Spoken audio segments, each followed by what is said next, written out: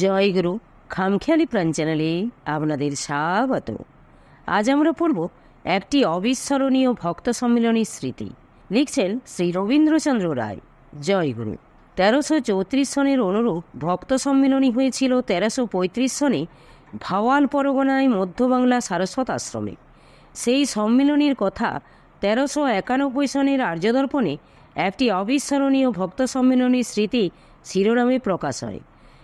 1335 সনের পৌষ মাস 11, 12 ও 13 পৌষ তারিখে যথারীতি সার্বভৌম ভক্ত সম্মেলনী অনুষ্ঠিত হতে চলেছে মধ্যবাংলা সারস্বত আশ্রমে। ঢাকা জেলার ভাওয়াল পরগনার অন্তর্গত কালনী গ্রামে এই আশ্রম। দেশ বিভাগের পর এই আশ্রম সেখান থেকে স্থানান্তরিত হয়ে বর্ধমান জেলার পূর্বস্থলীতে এসেছে। কালনীতে এই আশ্রম প্রতিষ্ঠার পরই সারস্বত মঠের নাম পরিবর্তিত হয়ে হয় আসামবঙ্গীয় সারস্বত মঠ। স্বামী প্রেমানন্দ সরস্বতী এই আশ্রম প্রতিষ্ঠার প্রথম হতে তার জীবনের শেষ পর্যন্ত এই আশ্রমে অধ্যক্ষ ছিলেন। আশ্রম গঠনে তার সহযোগী ছিলেন শ্রীমৎ কৃষ্ণচৈতন্য ব্রহ্মচারী। আশ্রমের পরিবেশটি ছিল তপবন সদৃশ। ঋষি বিদ্যালয়ের অন্তেবাসী ব্রহ্মচারী বালকগণ ছাড়াও সে সময়ের অন্তেবাসী সেবকদের মধ্যে নটবর ব্রহ্মচারী ও জিতেন ব্রহ্মচারীর কথা মনে পড়ে। প্রবোধ ব্রহ্মচারী ছিলেন সে সময়ে ঋষি বিদ্যালয়ের অধ্যাপক। পরে শ্রীমৎ স্বামী সিদ্ধানন্দ সরস্বতী এই আশ্রমের ঋষি বিদ্যালয়ের অধ্যাপক হয়ে আসেন। অতি বাল্যকাল হতেই এই আশ্রমের সঙ্গে আমারও ঘনিষ্ঠ সম্পর্ক। তখন ট্রাস্টডিড হয়নি, ট্রাস্টিরাও ছিলেন না। আমার বাবা ঈশ্বর নৃপেনচন্দ্র রায় ছিলেন তখন এই আশ্রমের বিভাগীয় সদস্য।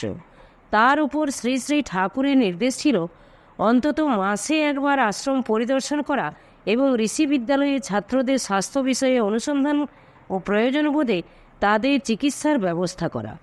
সেই সময়ে আমার আপন দাদা ও এক খুড়তুতো দাদা ঋষি বিদ্যালয়ের অন্তেবাসী ব্রহ্মচারী ছাত্র ছিলেন। আশ্রম পরিবেশের পবিত্রতা, নিয়ম শৃঙ্খলা ও সময়নিষ্ঠা সেই অপরিণত বাল্যেই আমার দৃষ্টি আকর্ষণ করেছিল। প্রত্যহ সকালে সূর্যোদয়ের পূর্বে, মধ্যাহ্নে এবং সন্ধ্যায় স্নান এবং তারপরে আসন মন্দিরের সামনে 3 বার সমবেত স্তোত্রবন্দনা সমস্ত আশ্রম পরিবেশকে ভাবগম্ভীর করে তুলত।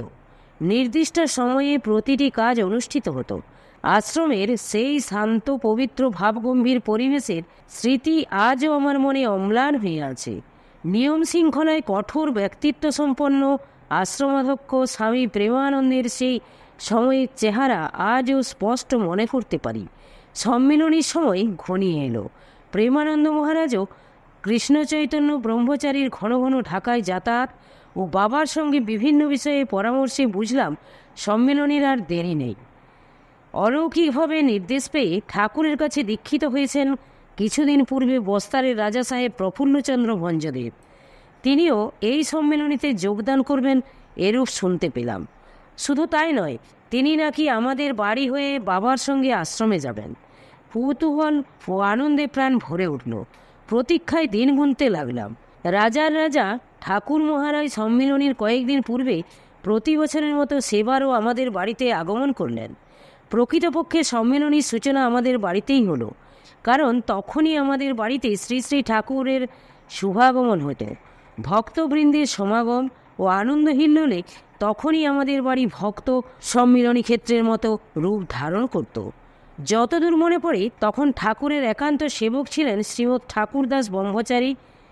আমাদের বাড়িতে কয়েকদিন অবস্থানের পর ঠাকুর মহারাজ আশ্রমে চলে গেলেন 10 পৌষ সম্মিলনীর পূর্বদিন। তখনও আমাদের বাড়িতে ভক্তবৃন্দের আনাগোনা চলছে। দুজনের কথা বেশ মনে আছে, বগুড়ার হরপ্রসাদ রায় ও সুরেন্দ্র দাশগুপ্ত। দুজনে আমাদের বাড়িতে ছিলেন বাবা ও রাজা সাহেবের সঙ্গে একত্রে সম্মিলনীতে যাবেন বলে। লক্ষ্যকে ছাপিয়ে উপলক্ষ্য বড় হওয়া কখনোই উচিত নয়, তার ফল কখনোই মঙ্গলজনক হয় না। এই সত্যটা সেই সময়ের ঠাকুর ভক্তজনের সকলেরই মনে ছিল মনে হয়। বস্তারের রাজা সাহেবের ভক্ত সম্মেলনীতে যোগদান নিশ্চয়ই একটি উল্লেখযোগ্য ঘটনা, সন্দেহ নেই। কিন্তু কেন তিনি আসছেন? শ্রী শ্রী ঠাকুর প্রবর্তিত এই অভূতপূর্ব অনন্য অনুষ্ঠানে যোগ দিয়ে শ্রী শ্রী ঠাকুরজনের সঙ্গে নিজেকে মিশিয়ে দিয়ে ঠাকুরের মহিমা অধিকতর উপলব্ধির জন্য এসেছিলেন। সেটা ধীরে ধীরে বুঝলাম। তাই রাজা সাহেবকে নিয়ে যতই মাতামাতি হোক না কেন, তিনি যে অন্যান্যদের মতো শ্রী শ্রী ঠাকুরের একজন দীন ভক্ত, সেই সত্যটাই তিনি তার আচরণে সকলকে বুঝিয়েছিলেন। তার সমগ্র আচরণ অন্য ভক্তদের কাছেও শিক্ষাপ্রদ। দুপুরে বাবা ঢাকা রেল স্টেশনে গেলেন রাজা সাহেবকে অভ্যর্থনা করে আনবেন বলে। শ্রী শ্রী ঠাকুরের পরম ভক্ত হাওড়ার ফণী মিত্র ও সপরিবারে রাজা সাহেবের সঙ্গে এসেছিলেন। আমাদের বাড়িতে তাদের গাড়ি এসে পৌঁছানো মাত্র হরপ্রসাদ রায়, সুরেন দাশগুপ্ত ও যজ্ঞেশ্বর গঙ্গোপাধ্যায় রাজা সাহেবকে অভ্যর্থনা জানালেন। তিনি অবাঙালি মনে করে সুরেন দাশগুপ্ত তাকে ইংরেজিতে কিছু বলতেই তিনি পরিষ্কার বাংলায় বললেন, এখানে এসে তো আমার কোনোই অসুবিধা মনে হচ্ছে না, বরং খুবই ভালো লাগছে। ঠাকুরের প্রিয় স্থান আমারও প্রিয়। তারপর বাবার দিকে তাকিয়ে বললেন, ঠাকুরের কাছে আপনার কথা অনেক শুনেছি। আহার আদি করে বিশ্রামের পর আমরা সকলেই সম্মিলনী অভিমুখে রওনা হলাম সন্ধ্যার পূর্বেই। ঢাকা হতে 1 ঘন্টার রেলপথ জয়দেবপুর রেল স্টেশন। আমরা যখন সেখানে পৌঁছালাম তখন অন্ধকার নেমে এসেছে। প্ল্যাটফর্মে হ্যারিকেন আলো নিয়ে আশ্রম হতে 2 জন লোক উপস্থিত, আমাদের পথপ্রদর্শক হয়ে নিয়ে যাওয়ার জন্য। স্টেশন হতে আশ্রমের দূরত্ব হচ্ছে 4 মাইল। 1 মাইল পর্যন্ত ভালো পথ, তারপর একটি নদী, খেয়া পার হতে হয় সেখানে। তারপর ক্ষেতের আল ধরে পথ, যানবাহনাদির কোনো ব্যবস্থা নেই। জয়দেবপুরে ভাওয়াল রাজার প্যালেস সুপারিনটেন্ডেন্ট ছিলেন ঠাকুরেরই শিষ্য যোগেন্দ্রনাথ বন্দ্যোপাধ্যায়। ঠাকুরের ওই আশ্রমে যাতায়াতের সময় যোগেনবাবু রাজবাড়ির হাতির ব্যবস্থা করে দিতেন। যোগেনবাবুকেও সময় সময় হাতিতে চড়ে আশ্রমে যেতে দেখেছি। আমরা স্টেশনের প্ল্যাটফর্মে থাকাকালেই হঠাৎ যোগেনবাবুকে দেখলাম। তিনি বাবাকে বললেন যে রাজা সাহেবের জন্য হাতির ব্যবস্থা করা হয়েছে। স্টেশনের বাইরে এসে দেখি হাওদাযুক্ত একটি হাতি আরোহী নিয়ে উঠবার জন্য বসে রয়েছে। নিকটেই আলোসহ অনেক লোকজন। আমরা যে ট্রেনে জয়দেবপুরে পৌঁছেছিলাম সেই ট্রেনে সম্মিলনীতে যোগদানের জন্য অনেক ভক্ত এসেছিলেন। স্টেশনের বাইরে বেশ ভিড়। রাজা সাহেবকে হাতিতে উঠবার জন্য বলায় তিনি বাবাকে বললেন, আপনারা সকলে কিভাবে যাবেন? বাবা বললেন, হেঁটে। তখন তিনি বললেন, আমি তো আপনাদেরই একজন, আমার জন্য বিশেষ ব্যবস্থা কেন? আমি আপনাদের সকলের সঙ্গে হেঁটে যাব। এই ধরনের রাস্তা চলায় আপনি অভ্যস্ত নন, তাছাড়া পথের দূরত্ব কম নয়, বললেন বাবা। আমাকে দেখিয়ে রাজা সাহেব বললেন, এই ছেলেটি যদি হেঁটে যেতে পারে তাহলে কি আমি ওর চেয়েও অক্ষম? কিছুতেই তিনি হাতিতে উঠবেন না বুঝে তাকে আর পিড়াপিড়ি করলেন না বাবা। আশ্রমাভিমুখে আমাদের সকলের পায়ে হেঁটে যাত্রা শুরু হলো। এই প্রসঙ্গে একটি কৌতুকপ্রদ ঘটনা মনে পড়ছে। সেই ঘটনায় শিক্ষার কিছু আছে মনে হয়।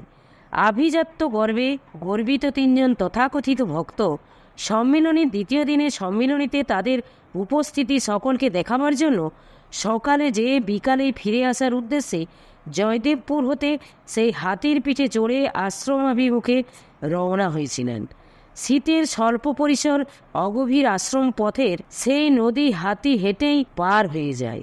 সেদিন সেই 3 অভিজাত তথাকথিত ভক্তকে পিঠে নিয়ে হাতি নদী পার হওয়ার সময় ঠিক নদীর মাঝখানে এমন প্রচণ্ড ঝাঁকুনি দিল যে 3 মহাত্মা ঝাঁকুনির টাল সামলাতে না পেরে নদীতে জল কাদায় একাকার হলেন। পাড়ে যখন উঠলেন তাদের মূল্যবান শাল ও শীতের পোশাকাদি জল লেগে ফুলে ঢোল হয়েছে। সব ছেড়ে একমাত্র সিক্ত বস্ত্রে নগ্ন দেহে আবার হাতির পিঠে চড়ে হিহি করে কাঁপতে কাঁপতে আশ্রমে পৌঁছে যখন তারা দুঃখের কাহিনী বলছিলেন তখন কার মনে কী ভাব হয়েছিল জানি না, আমার কিন্তু হাসি চেপে রাখা তখন খুব কষ্টসাধ্য হয়েছিল। জয়পুর স্টেশন হতে সকলে একত্রে চলতে চলতে জয়দেবপুর পার হয়ে নির্জন পথে পড়লাম। শুধু পথ আর পথ, জনপ্রাণহীন পথের নিকটবর্তী স্থানে কোনো সাড়া শব্দ নেই।